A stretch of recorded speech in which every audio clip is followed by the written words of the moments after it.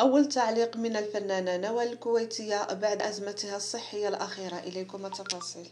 حرصت الفنانة نوال الكويتية على طمأنة محبيها وجمهورها على حالتها الصحية بعد تعرضها خلال الأيام الماضية لوعكة صحية مفاجئة أدت إلى نقلها إلى أحد المستشفيات للتلقي الرعاية والعلاج اللازم.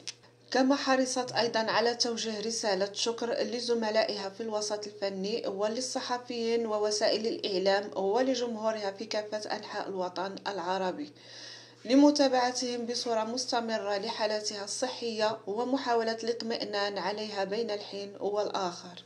وكتبت الفنانة نوال الكويتية منشورا عبر صفحتها الرسمية على منصة إكس، قالت من خلاله: كل الشكر لجمهوري العزيز ولزملاء الفنانين وللصحافة والإعلام ولأصدقائي على اهتمامهم وسؤالهم عن صحتي.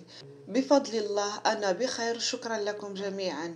وكان من المفترض أن تحيي نوال الكويتية حفلا غنائيا يوم الخميس 2 مايو بالكويت ضمن مهرجان ليلة العمر، وسيشاركها بالحفل الفنان نبيل شعيل.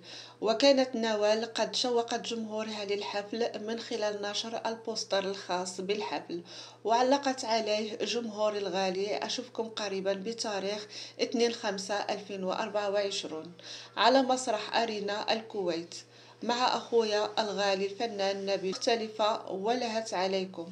وكان للفنانة نوال الكويتية بصمة مميزة في موسم دراما رمضان الماضي، حيث قدمت تتر مسلسل الشرار، وحملت الأغنية توقيع الشاعر خالد المريخي ومن ألحان مشعل عروج.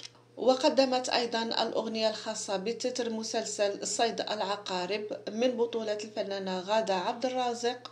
وقد أعربت الفنانة نوال الكويتية عن سعادتها لغنائها باللهجة المصرية، وجاءت كلمات الأغنية للشاعر أحمد حسن راؤول ومن ألحان تامر عاشور.